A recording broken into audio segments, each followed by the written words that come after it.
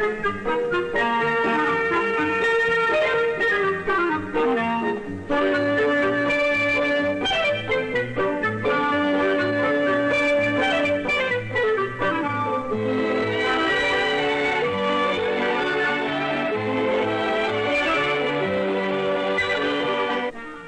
first step toward a professional haircut is to have your implements in good repair and in a sanitary condition at all times. The Yoyette clamp can be used very successfully for parting, blocking, and holding the hair. For wet hair shaping, the razor with a guard is preferred. The following hand positions will help you develop skill and accuracy. The exposed blade should be directed away from you during tapering so that the hair strand goes over the cutting blade before coming in contact with the guard. The various hand positions determine the amount of taper you may achieve for different styling effects.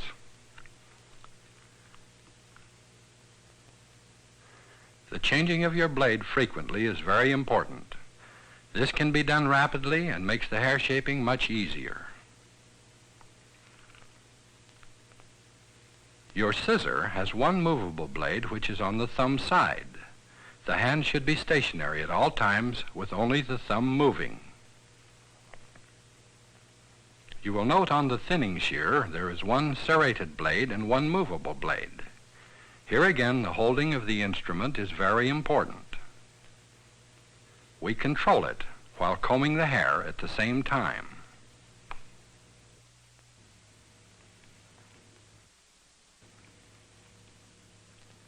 For this tailored style, we start with our guide on the nape line. We work from the center toward the right, cleaning up the neckline as we go. Now this is very important. Keep the shear flat to the neck so that you don't injure your patron. Graduate your comb upward. Your comb is your guide.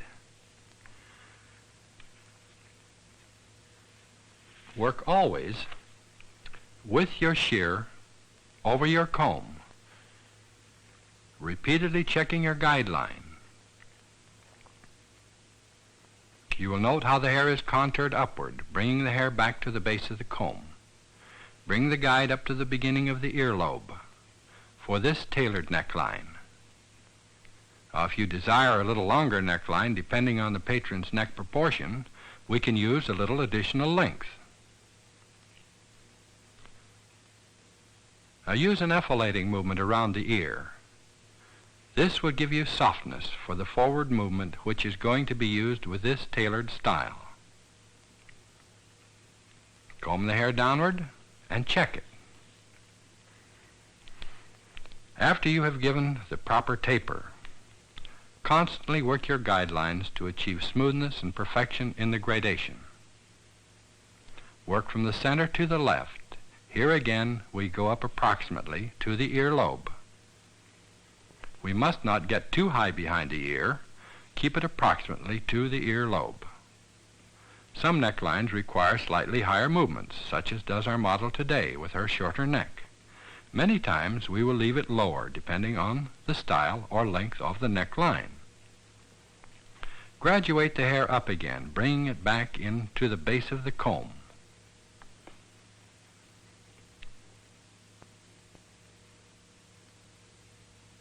We will demonstrate this with a lighter comb so that you can actually see the hair come back into the base of the comb.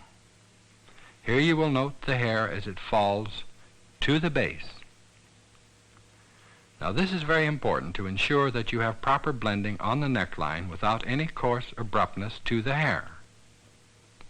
Feather the hair at the nape so that you eliminate a heavy line.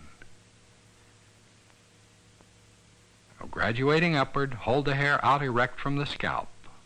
Hold the hair high, bringing the hair to the base of the comb and cutting with a blunt movement.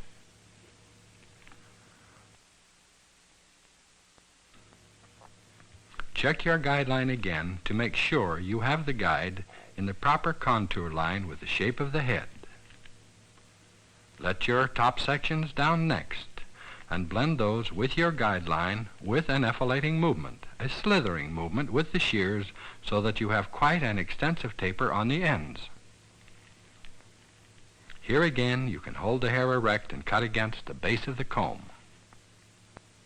Now this tapers down to the neckline, giving a softness to the nape with no bluntness or heaviness at the nape line itself.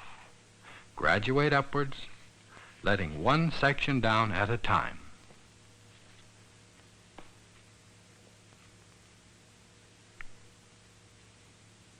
Now with tapering, graduating, and fitting the hair down close to the neckline. On the sides, we use a diagonal parting, holding the hair taut, combing it forward, and using a slight slithering movement to remove the desired amount of hair.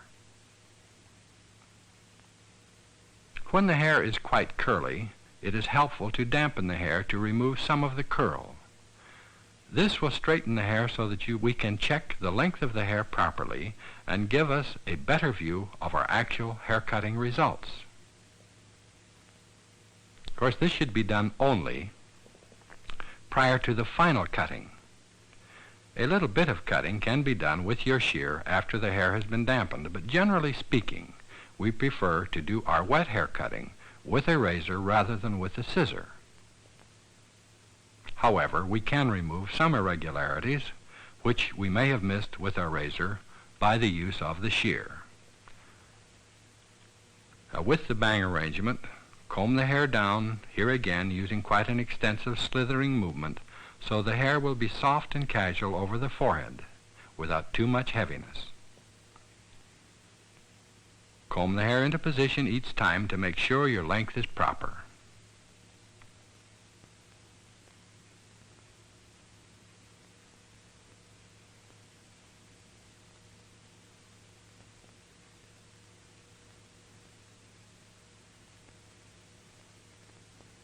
Comb the haircut thoroughly when you are through, directing the hair in the lines of the desired style.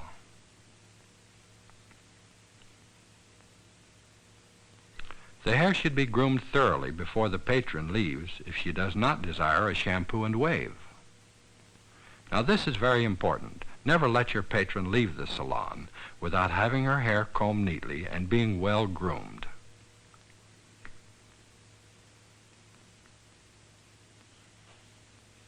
If our patron were not to have a shampoo and set and comb out, we would dress her hair similar to this.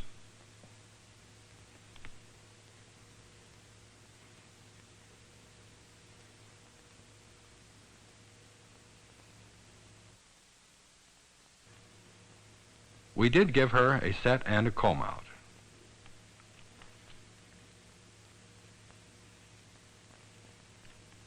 Now it was quick and easy from the tailored style cut